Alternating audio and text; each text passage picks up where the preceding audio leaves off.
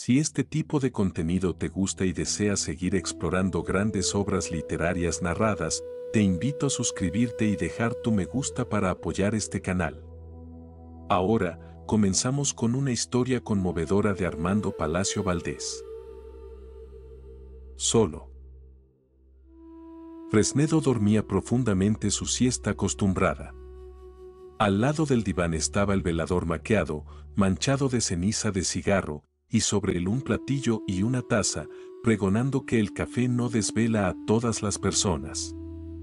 La estancia, amueblada para el verano con mecedoras y sillas de rejilla, estera fina de paja, y las paredes desnudas y pintadas al fresco, se hallaba menos que a media luz, las persianas la dejaban a duras penas filtrarse. Por esto no se sentía el calor. Por esto y porque nos hallamos en una de las provincias más frescas del norte de España y en el campo. Reinaba silencio. Escuchábase solo fuera el suave ronquido de las cigarras y el pío pío de algún pájaro que, protegido por los pámpanos de la parra que ciñe el balcón, se complacía en interrumpir la siesta de sus compañeros. Alguna vez, muy lejos, se oía el chirrido de un carro, lento, monótono, convidando al sueño. Dentro de la casa habían cesado ya tiempo hacía los ruidos del fregado de los platos. La fregatriz, la robusta, la colosal Mariona, como andaba descalza, solo producía un leve gemido de las tablas que se quejaban al recibir tan enorme y maciza humanidad. Cualquiera envidiaría aquella estancia fresca, aquel silencio dulce, aquel sueño plácido. Fresnedo era un sibarita, pero solamente en el verano. Durante el invierno trabajaba como un negro allá en su escritorio de la calle de Espós y Mina, donde tenía un gran establecimiento de alfombras. Era hombre que pasaba un poco de los 40, fuerte y sano como suelen ser los que no han llevado una juventud borrascosa, la tez morena, el pelo crespo, el bigote largo y comenzando a ponerse gris. Había nacido en Campizos, punto donde nos hallamos, hijo de labradores regularmente acomodados. Mandáronle a Madrid a los 14 años con un tío comerciante. Trabajó con brío e inteligencia, fue su primer dependiente, después, su asociado, por último se casó con su hija y heredó su hacienda y su comercio. Contrajo matrimonio tarde, cuando ya se acercaba a los 40 años. Su mujer solo tenía 20. Educada en el bienestar y hasta en el lujo que le podía procurar el viejo Fresnedo, Margarita era una de esas niñas madrileñas, toda melindres, toda vanidad, postrada ante las mil ridiculeces de la vida cortesana, cual si estuviesen determinadas por sentencias de un código inmortal, desviada enteramente de la vida de la naturaleza y la verdad. Por eso odiaba el campo, y muy particularmente el ignorado y frondoso lugarcito donde tenía origen su linaje humilde. Lo odiaba casi tanto como su mamá, la esposa del viejo Fresnedo, que, a pesar de ser hija de una cacharrera de la calle de la Aduana, tenía a menos poner los pies en Campizos. Tanto como ellas lo odiaban amábalo el buen Fresnedo. Mientras fue dependiente de su tío, arrancábale todos los años licencia para pasar el mes de julio o agosto en su país. Cuando sus ganancias se lo permitieron, levantó al lado de la de sus padres una casita muy linda, rodeada de jardín, y comenzó a comprar todos los pedazos de tierra que cerca de ella salían a la venta. En pocos años logró hacerse un propietario respetable. Y al compás que se hacía dueño de la tierra donde corrieron sus primeros años, su amor hacia ella crecía desmesuradamente. Puede cualquiera figurarse el disgusto que el honrado comerciante experimentó cuando, después de casado con su prima, ésta le anunció, al llegar el verano, que no estaba dispuesta a sepultarse en Campizos, decisión que su tía y suegra reciente apoyó con maravilloso coraje. Fue necesario resignarse a veranear en San Sebastián. Al año siguiente, lo mismo. Pero al llegar al cuarto, Fresnedo tuvo la audacia de rebelarse, produciendo un gran tumulto doméstico. O a Campizos o a ninguna parte este verano. ¿Estamos, señoras? Y los bigotes se le erizaron de tal modo inflexible al pronunciar estas enérgicas palabras que la delicada esposa se desmayó acto continuo y la animosa suegra, rociando las sienes de su hija con agua fresca y dándole a oler el frasco del antiespasmódico, comenzó a increparle amargamente: «Huele, hija mía, huele. Si las cosas se hicieran 2 veces. La culpa la he tenido yo en poner en manos de un paleto una flor tan delicada». Cuando la flor delicada abrió al fin los ojos, fue para soltar por ellos un caudal de lágrimas y para decir con acento tristísimo: «¿Nunca lo creyera de Ramón?». Fresnedo se conmovió. Hubo explicaciones. Al fin se transigió de un modo honroso para las 2 partes. Convínose en que Margarita y su mamá irían a San Sebastián, llevando a la niña de 15 meses, y que Fresnedo fuese a Campizos el mes de agosto, con Jesús, el niño mayor, de edad de 3 años, y su niñera. Esta es la razón de que Fresnedo se encuentre durmiendo la siesta donde acabamos de verle. Despertóle de ella una voz bien conocida: «Papá, papá». Abrió los ojos y vio a su hijo a 2 pasos, con su mandilito de dril color perla, sus zapatitos blancos y el negro y enmarañado cabello caído en bucles graciosos sobre la frente.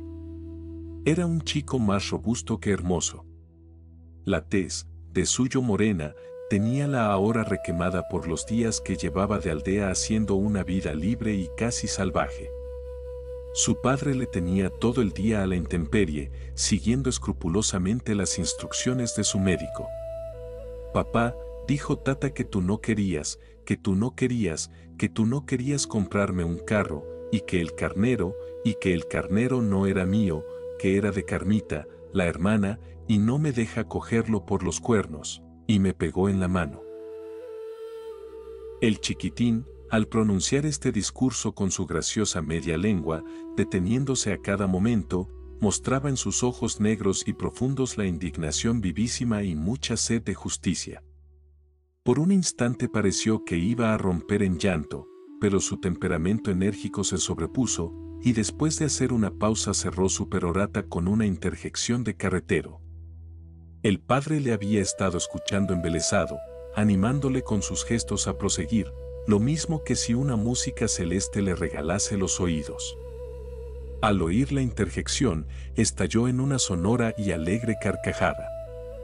El niño le miró con asombro, no pudiendo comprender que lo que a él le ponía tan fuera de sí causase el regocijo de su papá.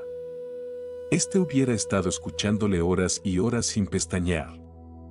Y eso que, según contaba su suegra a las visitas, cuando quería dar el golpe de gracia a su yerno y perderle completamente ante la conciencia pública, se había dormido oyendo la favorita a Gayarre. «Sí, vida mía. ¿La Tata no quiere que cojas el carnero por los cuernos? Deja que me levante, ya verás cómo arreglo yo a la Tata».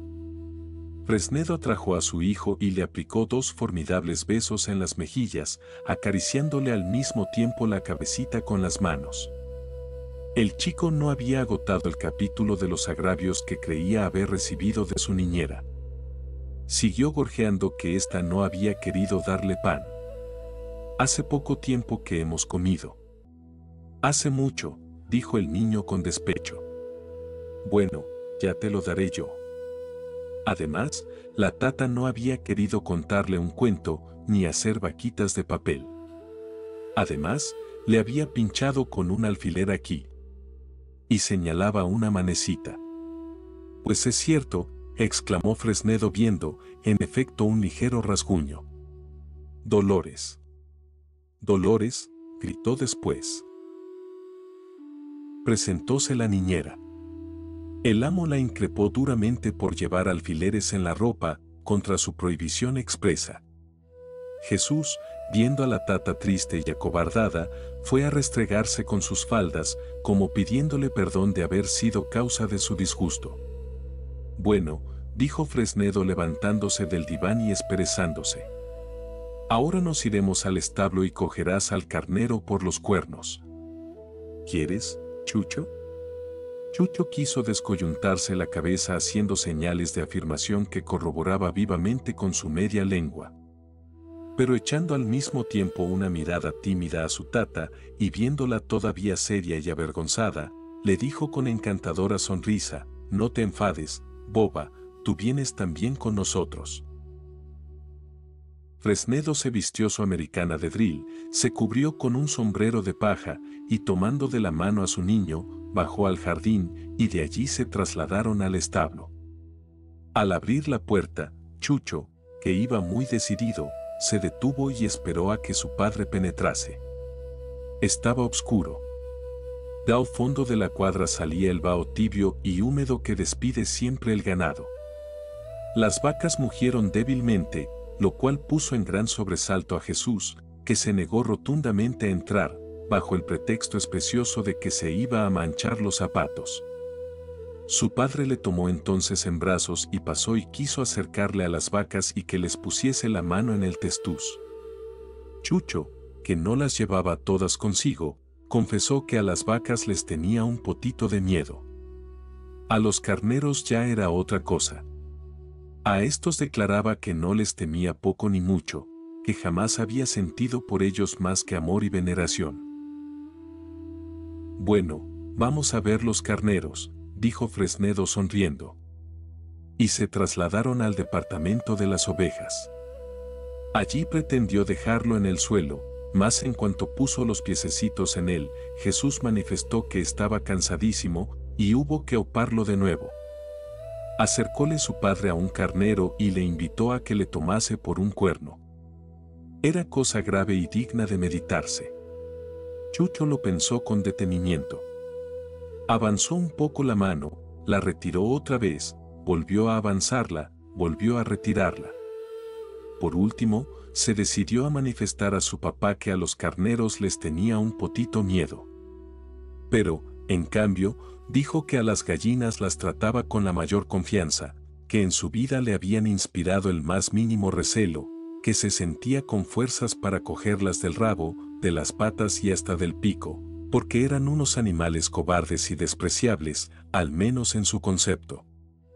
Fresnedo no tuvo inconveniente en llevarle al gallinero, que estaba en la parte trasera de la casa, fabricado con una valla de tela metálica.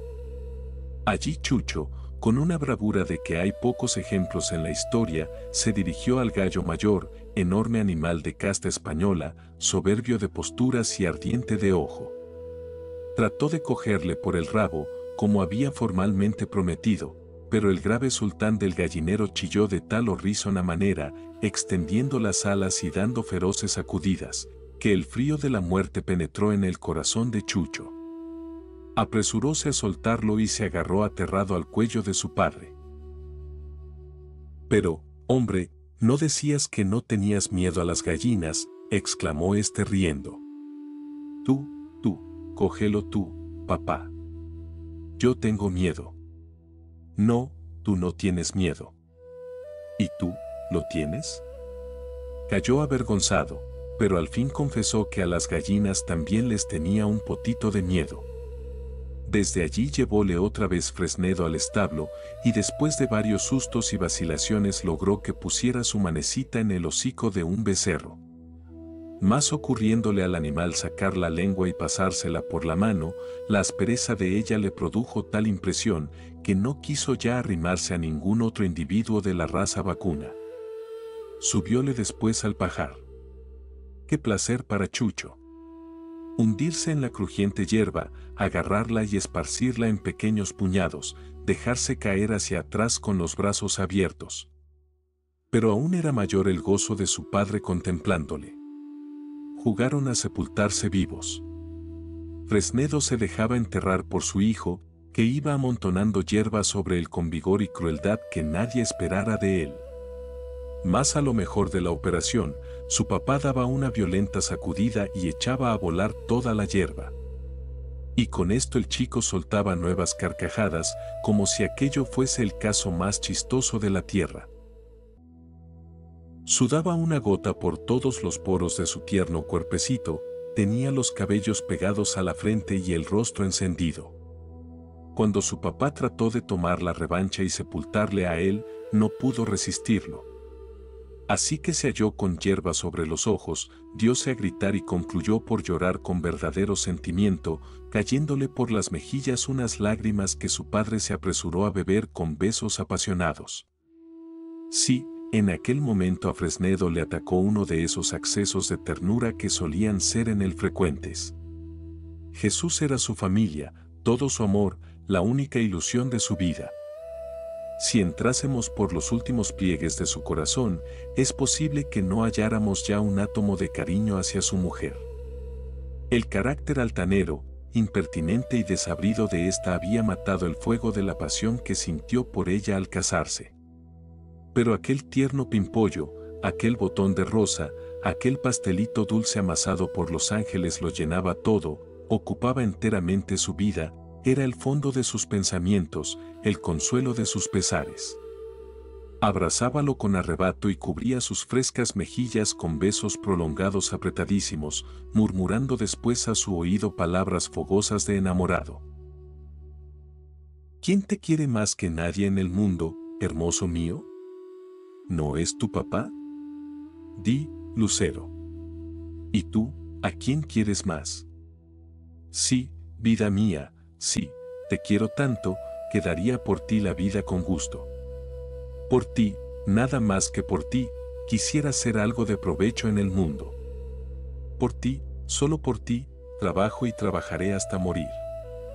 Nunca te podré pagar lo feliz que me haces, criatura. El niño no comprendía, pero adivinaba aquella pasión y la correspondía, finamente. Sus grandes ojos negros, expresivos, se posaban en su padre, esforzándose por penetrar en aquel mundo de amor y descifrar el sentido de palabras tan fervorosas. Después de un momento de silencio en que pareció que meditaba, tomó con sus manecitas como claveles la cara de su padre, y acercando la boca a su oído, le dijo con voz tenue como un soplo: «Papá, voy a decirte una cosa. Te quiero más que a mamá». «No se lo digas, ¿eh?». Al buen Fresnedo se le humedecían los ojos con estas cosas.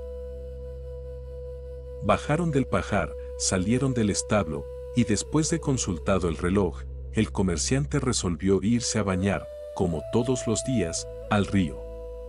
«Chucho, ¿vienes conmigo al baño?».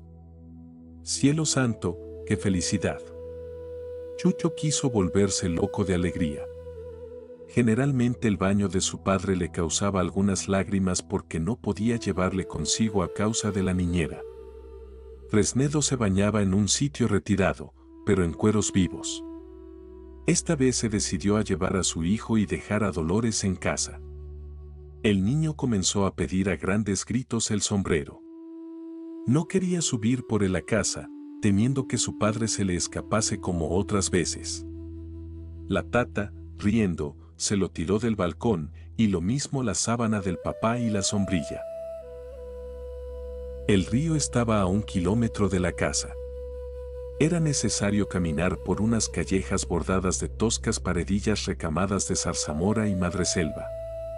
El sol empezaba a declinar, y el valle, el hermoso valle de Campizos, rodeado de suaves colinas pobladas de castañares, y en segundo término de un cinturón de elevadísimas montañas, cuyas crestas nadaban en un vapor violáceo, dormía la siesta silencioso, ostentando su manto de verdura incomparable.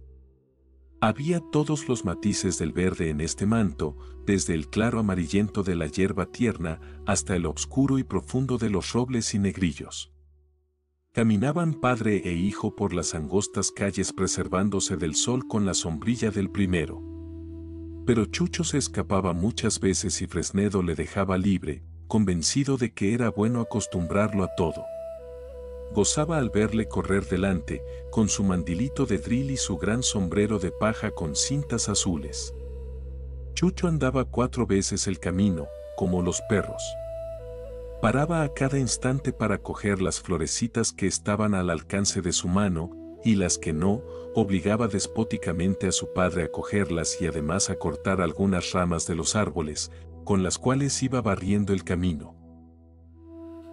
Por cierto que en medio de él tuvo un encuentro desdichado y temeroso. Al doblar un recodo tropezóse nuestro niño con un cerdo, un gran cerdo negro y redondo, caminando en la misma dirección. Chucho tuvo la temeridad de acercarse a él y cogerle por el rabo.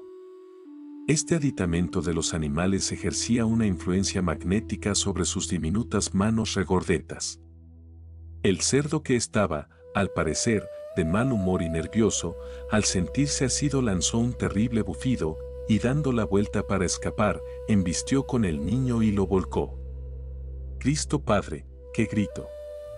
Allá acudió Fresnedo corriendo, y lo levantó y le limpió las lágrimas y el polvo, haciéndole presente al mismo tiempo que tomaría venganza de aquel cerdo bárbaro y descortés así que llegaran a casa. Con lo cual se aplacó Chucho, no sin manifestar antes que el cerdo era muy feo y que a él le gustaban más los perros, porque eran buenos y le conocían, y cuando estaban de humor le lamían la cara. Hubo que pasar por algunas saltaderas. Fresnedo tomaba a su hijo en brazos y le ponía de la parte de allá con gran cuidado. Dejaron el camino real y empezaron a caminar por los prados, donde Jesús se empeñó en coger un grillo. Su padre le mandó orinar en el agujero para que saliese. Así lo hizo, y como el grillo no quería asomar, se irritó contra sí mismo porque no podía orinar más y lloró desconsoladamente. Aunque con gran sentimiento, renunció a aquella casa difícil y se dedicó a las cenites de Dios, y se entretuvo un rato, demasiado largo, en opinión de su papá, a ponerlas en la palma de la mano, cantándoles: Anita, Anita de Dios, abra las alas y vete con Dios, precioso conjuro que la había enseñado su tata, persona muy instruida en este linaje de conocimientos. Por fin llegaron al río. Corría sereno y límpido por entre praderas, orlado de avellanos que salen de la tierra como grandes ramilletes. Formaba en aquel paraje un remanso que llamaban en la aldea el Pozo de Tresagua. Era el pozo bastante hondo, el sitio retirado y deleitoso. Ningún otro había en los contornos de Campizos más a propósito para bañarse. Llegaba el césped hasta la misma orilla, y sobre aquella verde alfombra era grato sentarse y cómodamente se podía cualquiera desnudar sin peligro de ser visto. Los avellanos, macizos de verdura, no dejaban pasar los rayos del sol, que aún lucía vivo y ardiente. Allí gozaba Fresnedo del baño más que el sultán de Turquía, acumulando salud y felicidad para todo el año. En aquel mismo sitio se había bañado de niño con otra porción de compañeros que hoy eran labradores. Qué placer sentía recordando los pormenores de su vida infantil, cuando era un zagalillo a quien su padre recomendaba el cuidado del ganado en el monte o le ayudaba en todas las faenas de la agricultura. Cuando los recuerdos de la infancia van unidos a una vida libre en el seno de la naturaleza, por pobre que se haya sido, siempre aparecen alegres, deliciosos. Descansaron algunos minutos padre e hijo sobre el césped reposando el calor, y al fin se decidió aquel a ir despojándose poco a poco de la ropa. Mientras lo hacía, tarareaba una canción de zarzuela de las que llegaban a sus oídos de Madrid. La alegría le rebosaba del alma. Su hijo le miraba atentamente con sus grandes ojos negros. De vez en cuando Fresnedo levantaba los suyos hacia él y le decía sonriendo: ¿Qué hay, Chucho? ¿Te quieres bañar conmigo? Chucho se contentaba con reír, como diciendo: ¿Qué bromista es este papá? Como si no supiese que armo un escándalo cada vez que intentan meterme en el agua. Fresnedo se bañaba enteramente desnudo. Le incomodaba mucho cualquier traje de baño. En aquel sitio tenía la seguridad de no ser visto. Cuando se quedó en cueros vivos, el asombro y la curiosidad retratados en la cara de su chipilín le causaron cierta vergüenza y se cubrió con la sábana. Pero Chucho no estaba conforme y empezó a gorjear, mientras tiraba de la sábana con sus manecitas, que su papá tenía pelo en el cuerpo y que él no lo tenía, y que la tata tampoco lo tenía. «Vamos, Chucho, cállate», le dijo el papá con semblante grave. «No se habla de eso. Los niños no hablan de eso». «¿Y por qué no hablan los niños de eso?», Fresnedo no contestó. ¿Por qué no hablan los niños de eso, papá?, repitió el chico. El comerciante quiso distraerle hablándole de otras cosas, pero Chucho no acudió al engaño. ¿Por qué no hablan los niños de eso, papá?, insistió lleno de curiosidad. Porque no está bien, respondió. ¿Y por qué no está bien?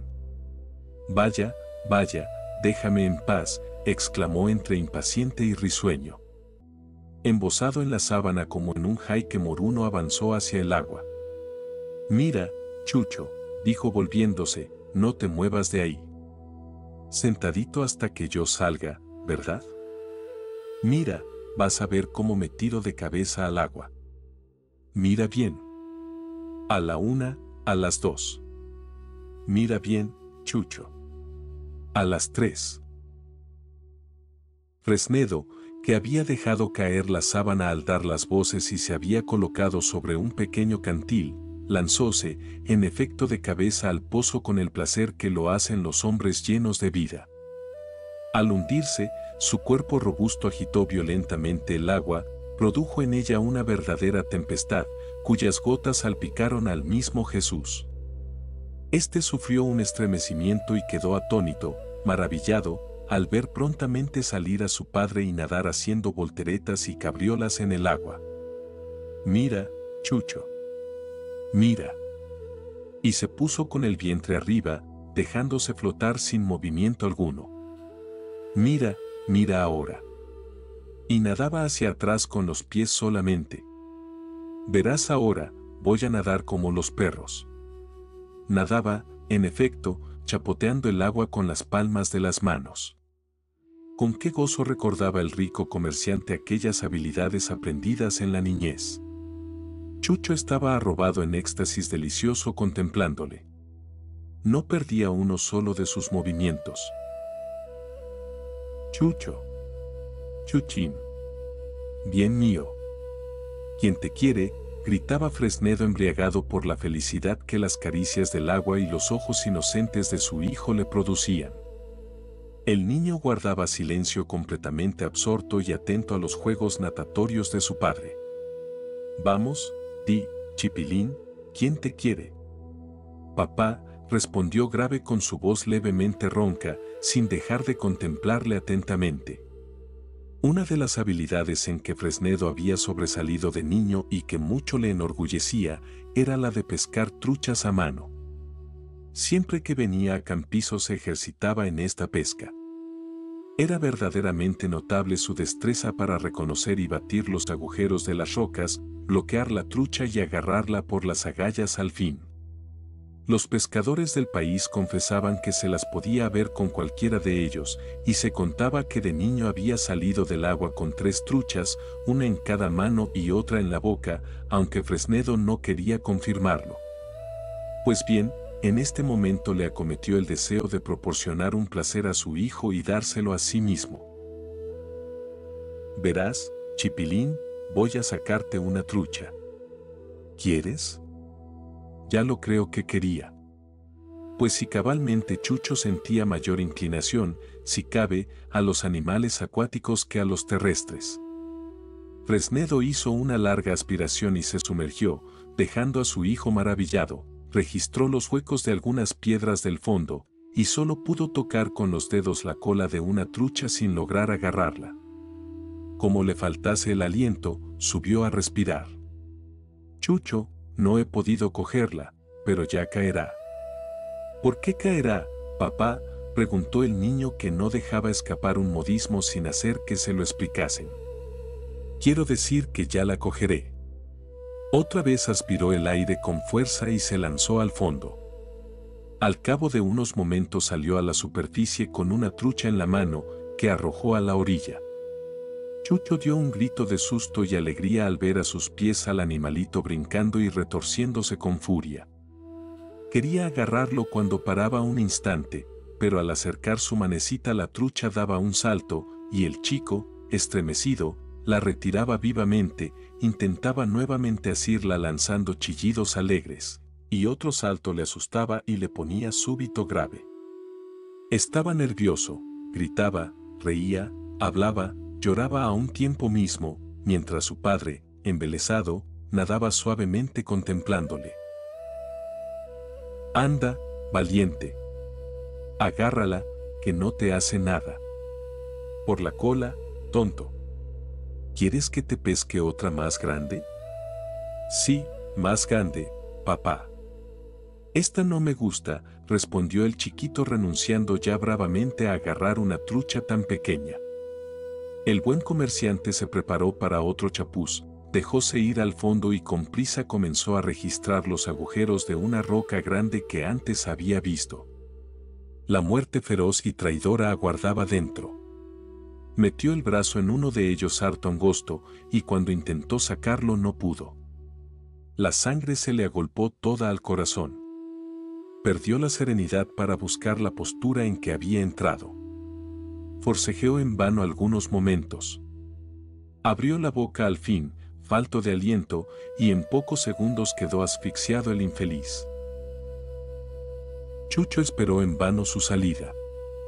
Miró con gran curiosidad por algunos minutos el agua, hasta que, cansado de esperar, dijo con inocente naturalidad: «Papá, sal». El padre no obedeció. Esperó unos instantes y volvió a gritar con más energía: «Papá, sal». Y cada vez más impaciente, repitió este grito, concluyendo por llorar. Largo rato estuvo diciendo lo mismo con desesperación: «Sal, papá, sal».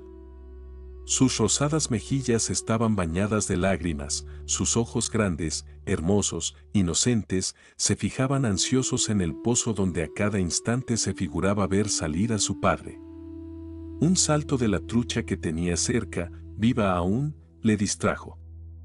Acercó su manecita a ella y la tocó con un dedo. La trucha se movió levemente. Volvió a tocarla y se movió menos aún.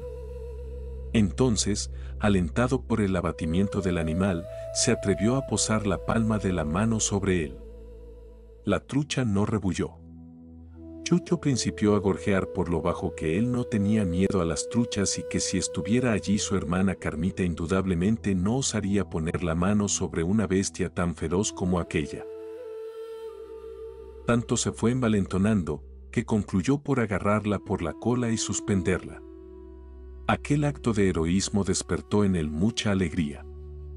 Fluyeron de su garganta algunas sonoras carcajadas. Pero una violenta sacudida de la trucha le obligó a soltarla aterrado. Miró a su alrededor y no viendo a nadie, se fijó otra vez en el pozo y tornó a gritar, llorando: «Sal, papá. Sal, papá. No quiero trucha, papá. Sal».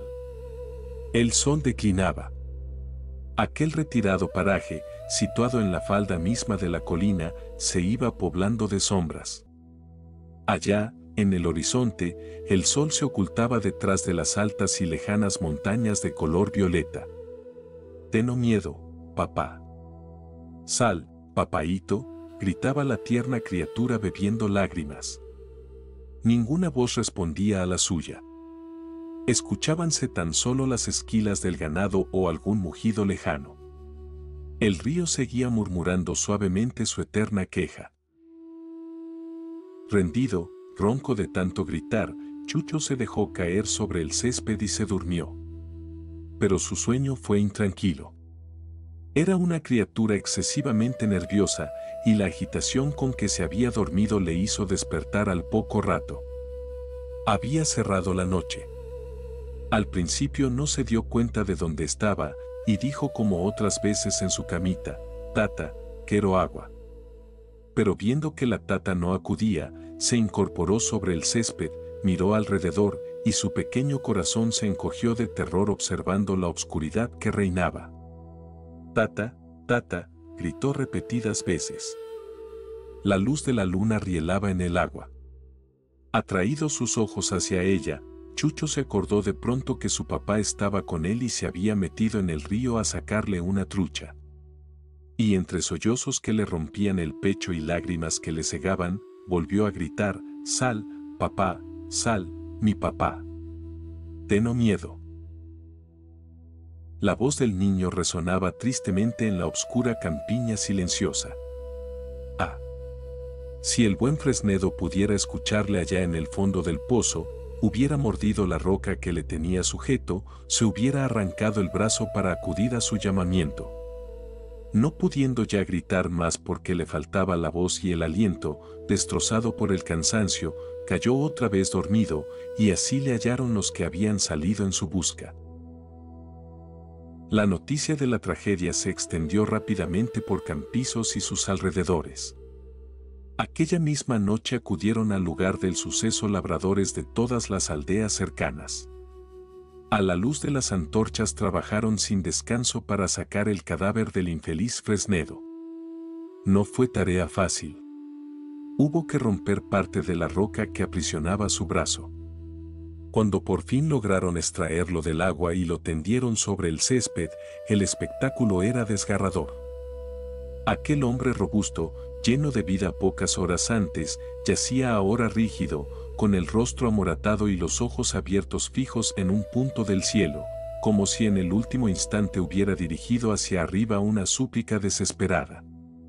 Los hombres que le conocían desde niño, aquellos rudos labradores que habían sido sus compañeros de juegos en aquel mismo río, lloraban sin disimulo mientras transportaban el cuerpo hacia la casa.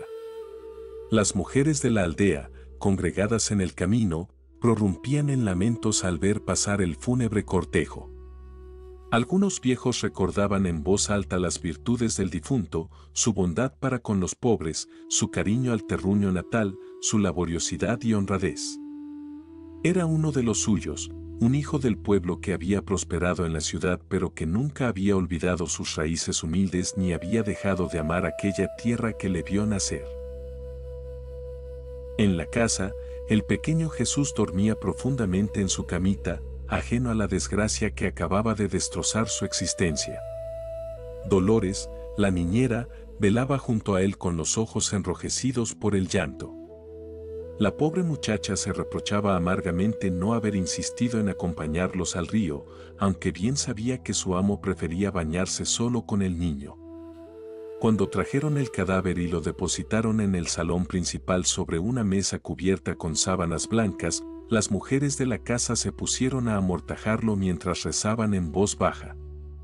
La robusta Mariona, que tanto había servido a Fresnedo, gemía desconsoladamente en un rincón, meciendo su enorme humanidad de un lado a otro como si quisiera arrullarse a sí misma en su dolor. Los criados y jornaleros que trabajaban las tierras del difunto iban llegando uno tras otro, entraban en silencio a contemplar el cuerpo de su amo, musitaban una oración y salían con la cabeza gacha, enjugándose las lágrimas con el dorso de la mano encallecida.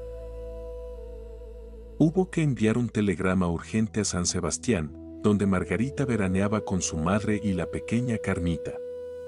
La noticia llegaría como un rayo que fulminara su existencia ociosa y placentera.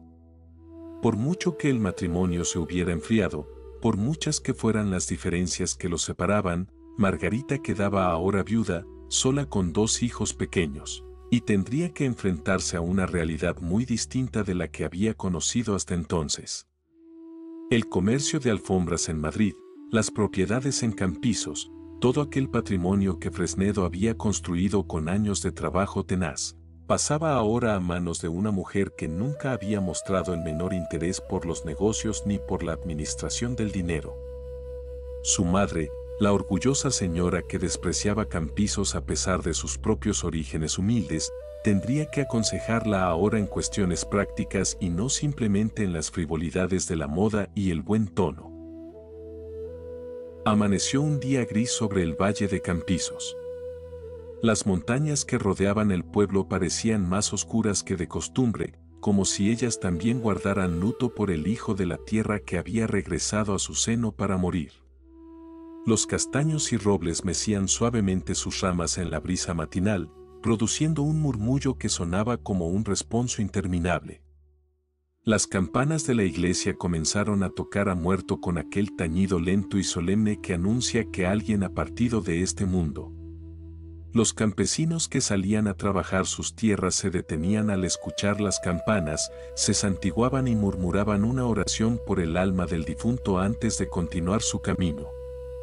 En todas las casas del pueblo y de las aldeas vecinas se comentaba lo ocurrido. Las viejas, sentadas a la puerta de sus casas con la rueca en la mano, meneaban la cabeza mientras hilaban y repetían una y otra vez que la muerte llega cuando menos se la espera, que nadie sabe cuándo será su hora, que hay que estar siempre preparado para comparecer ante el Creador. Cuando el pequeño Jesús despertó aquella mañana, lo primero que hizo fue preguntar por su papá. Dolores, con el corazón encogido, no supo qué responder. Le dijo que su papá había tenido que irse de viaje, que pronto volvería. Pero el niño, con esa intuición misteriosa que tienen los niños pequeños, pareció sentir que algo terrible había sucedido. Se quedó callado, más serio que de costumbre, y sus grandes ojos negros miraban a su alrededor con una expresión de desconcierto y miedo. No pidió el desayuno, no quiso jugar. Se sentó en un rincón del cuarto y permaneció allí inmóvil, como esperando algo que no sabía qué era. De cuando en cuando murmuraba, «Papá, ven». Pero papá no vendría nunca más. El hombre que le había amado con toda la fuerza de su corazón, que había encontrado en él la única razón de su felicidad, que trabajaba pensando en darle un futuro mejor, que soñaba con verle crecer y hacerse hombre, yacía ahora inmóvil en el salón de abajo, rodeado de cirios y de flores, mientras los vecinos desfilaban para darle el último adiós. Los días siguientes fueron de confusión y tristeza. Llegó Margarita de San Sebastián, vestida de negro riguroso, con un velo que le cubría el rostro. Traía consigo a la pequeña Carmita y a su madre, también enlutada. La escena del encuentro con el cadáver de su esposo fue desgarradora. Por muy fría que hubiera sido su relación en los últimos tiempos, la muerte tiene el poder de despertar los recuerdos de tiempos mejores, de los primeros años del matrimonio cuando todo era ilusión y esperanza. Margarita se arrojó sobre el cuerpo de Fresnedo sollozando, llamándole por su nombre, pidiéndole perdón por su egoísmo, por su frivolidad, por no haber sabido apreciar a tiempo las cualidades de aquel hombre bueno y trabajador. Su madre intentaba consolarla mientras ella misma lloraba, quizá también arrepentida de haber contribuido con su actitud altanera y despreciativa a crear aquel abismo entre los esposos. La pequeña Carmita, de apenas 15 meses, miraba todo aquello sin comprender, ajena al drama que se desarrollaba a su alrededor. El entierro fue multitudinario. Acudió gente de toda la comarca. Los comerciantes de Madrid con quienes Fresnedo había hecho negocios, sus proveedores, sus clientes más importantes, viajaron expresamente para acompañar el féretro. Los pobres de Campizos, a quienes el difunto había socorrido en más de una ocasión, formaban una larga fila silenciosa. Los antiguos compañeros de juventud, aquellos labradores con quienes había corrido por estos mismos campos cuando era niño, cargaron el ataúd sobre sus hombros con orgullo triste, como rindiendo un último homenaje al amigo que se había elevado socialmente pero que nunca había renegado de sus orígenes. El cortejo avanzó lentamente por las calles del pueblo hasta el cementerio, situado en lo alto de una colina desde donde se dominaba todo el valle. Era un lugar hermoso, rodeado de árboles, con las montañas como telón de fondo. Allí quedó enterrado Fresnedo, en la tierra que tanto había amado, bajo el cielo que tantas veces había contemplado con alegría durante sus veranos en Campizos. Pasaron los días y las semanas. Margarita tuvo que ocuparse de asuntos que nunca había imaginado que caerían sobre sus hombros. El comercio de alfombras en Madrid necesitaba una dirección firme, las propiedades de Campizos requerían administración, había deudas que pagar y créditos que cobrar. Su madre, a pesar de sus aires de grandeza, resultó ser de poca ayuda práctica. Fue necesario contratar a un administrador, un hombre de confianza que había trabajado con Fresnedo durante años y que conocía todos los detalles del negocio.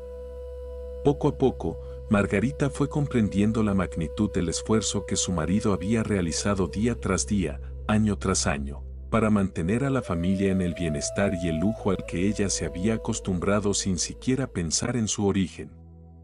Comprendió, demasiado tarde, que aquel hombre al que había despreciado por paleto, por apegado a sus raíces rurales, por preferir el campo a los salones elegantes, había sido en realidad un ser excepcional, dotado de una capacidad de trabajo admirable y de un amor inquebrantable hacia sus hijos. El pequeño Jesús, por su parte, tardó mucho tiempo en comprender que su papá no iba a volver. Durante semanas continuó preguntando por él, esperando verle aparecer en cualquier momento con aquella sonrisa cariñosa, dispuesto a llevarlo al establo a ver los animales o al río a bañarse. Dolores, con paciencia infinita, trataba de distraerle, de hacerle jugar, de llenar con su presencia el vacío inmenso que había dejado la muerte del padre. Pero había momentos en que el niño se quedaba quieto, con la mirada perdida, y entonces sus grandes ojos negros se llenaban de lágrimas que rodaban lentamente por sus mejillas sin que él hiciera nada por detenerlas.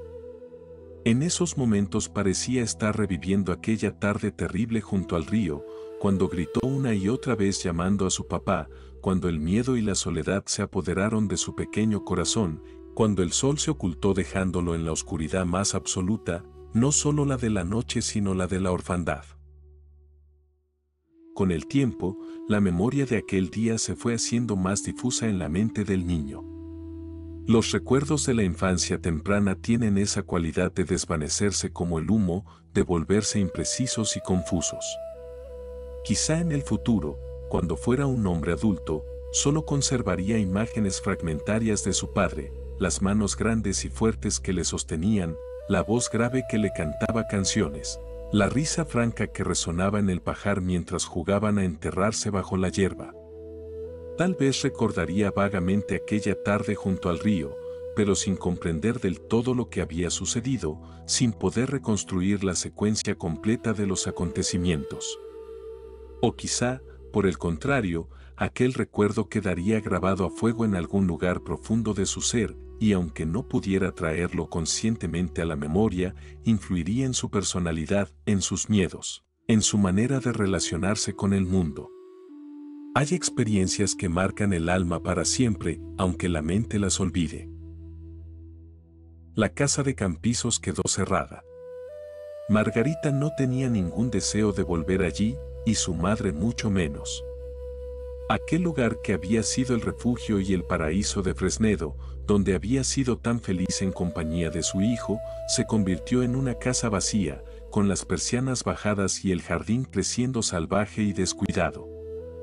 Los vecinos pasaban junto a ella y comentaban con pena el abandono, recordando los tiempos en que don Ramón paseaba por el jardín con el niño de la mano, cuando se le veía trabajar en sus tierras con los jornaleros, cuando su risa alegre resonaba en las tardes de verano. El pozo de Tresagua, aquel remanso apacible del río donde Fresnedo había pasado tantas horas felices de su infancia y de su madurez, adquirió una reputación siniestra. La gente empezó a evitarlo, especialmente al caer la tarde. Corrieron historias de que en las noches de luna se veía una sombra junto al agua, la sombra de un hombre que parecía estar buscando algo. Los niños del pueblo dejaron de ir a bañarse allí. El lugar se volvió solitario y melancólico, como si guardara luto perpetuo por la tragedia que había presenciado. En Madrid, en el establecimiento de la calle de Espós y Mina, los dependientes hablaban en voz baja del patrón que había muerto tan trágicamente. Recordaban su seriedad en los negocios, su justicia en el trato, su generosidad cuando alguno de ellos pasaba por dificultades. El negocio continuó funcionando bajo la dirección del administrador, pero ya no era lo mismo. Faltaba aquel espíritu emprendedor, aquella pasión por el trabajo bien hecho que Fresnedo había impreso en cada aspecto de la empresa. Los clientes antiguos seguían llegando por la calidad de los productos y por la costumbre, pero había algo que se había perdido para siempre con la muerte del fundador. Es que un negocio no es solo una cuestión de números y mercancías, es también el reflejo del carácter y la visión de quien lo dirige, y eso no puede ser reemplazado fácilmente. Los años pasaron. Jesús y Carmita crecieron bajo el cuidado de su madre, que nunca volvió a casarse. Margarita había cambiado después de la muerte de su marido. La frivolidad y la vanidad que tanto la habían caracterizado se fueron suavizando con el tiempo. La responsabilidad de sacar adelante a 2 hijos sin el apoyo de un esposo le enseñó lecciones que de otro modo nunca habría aprendido. Aunque siguió viviendo en Madrid y mantuvo cierto nivel de vida social, ya no era aquella muchacha caprichosa y despreciativa que se había negado a poner los pies en Campizos. A veces, en las noches solitarias, sacaba las cartas que Fresnedo le había escrito durante el noviazgo, cuando él todavía era el dependiente aplicado y ella la hija del patrón. Las leía con lágrimas en los ojos, descubriendo en aquellas líneas a un hombre sensible y profundo que ella no había sabido apreciar cuando estaba vivo. Se preguntaba cómo habría sido su vida si hubiera sido más comprensiva, si hubiera aceptado compartir con él aquel amor por la tierra natal, si hubiera entendido que la felicidad no está en los salones elegantes sino en los afectos sencillos y verdaderos. Jesús, cuando llegó a la adolescencia, comenzó a hacer preguntas sobre su padre. Quería saber cómo había sido, qué le gustaba hacer, por qué había muerto. Margarita le contaba todo lo que podía, tratando de mantener viva la memoria de aquel hombre bueno. Le hablaba de su laboriosidad, de su honradez, de su amor por Campizos, de cómo había prosperado en los negocios gracias a su constancia y su inteligencia. Pero lo que más le costaba explicar era el amor inmenso que Fresnedo había sentido por él, aquel amor casi desmesurado que había hecho del niño el centro absoluto de su existencia. Le contaba cómo su padre le llevaba a todas partes, cómo jugaba con él durante horas sin cansarse, cómo sus ojos se iluminaban cada vez que le miraba. Y al contar estas cosas, Margarita comprendía, con un dolor que nunca desaparecía del todo, que ella nunca había sido objeto de un amor semejante, que su marido había volcado en el hijo todo el afecto que ella había rechazado con su frialdad y su desdén. Cuando Jesús cumplió 18 años, expresó el deseo de visitar Campizos. Quería ver el lugar donde había nacido su padre, la casa donde había pasado aquellos últimos días felices junto a él, el río que había sido testigo de la tragedia. Margarita no pudo negarse, aunque la idea le producía una angustia profunda. Viajaron juntos, madre e hijo, en un día claro de verano, muy parecido a aquellos veranos de antaño.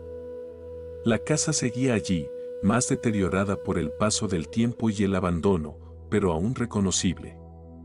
El jardín estaba lleno de maleza, las paredes necesitaban una mano de pintura, las persianas colgaban torcidas de sus goznes. Pero la estructura esencial permanecía, como un monumento a aquellos días felices que ya no volverían. Los vecinos ancianos que aún vivían en el pueblo reconocieron a Jesús de inmediato. Tiene los mismos ojos que su padre, decían. La misma estatura, el mismo gesto. Y le contaban anécdotas de don Ramón, de su bondad, de su alegría, de cómo amaba aquella tierra. Jesús pidió que le llevaran al pozo de Tresagua. Un viejo labrador, que había sido compañero de juegos de Fresnedo en la infancia, se ofreció a acompañarle. Caminaron por las mismas callejas bordadas de zarzamora y madreselva, atravesaron los mismos prados donde las cenites de Dios seguían posándose en las flores. El río continuaba su curso sereno y límpido, orlado de avellanos. El remanso estaba tal como lo había dejado la naturaleza, intocado por manos humanas desde aquel día aciago. Jesús se quedó largo rato contemplando el agua, tratando de imaginar lo que había sucedido allí, tratando de evocar a aquel padre que apenas recordaba pero que había dado su vida, en cierto modo, por proporcionarle un momento de alegría. El viejo labrador le señaló la roca donde Fresnedo había quedado atrapado.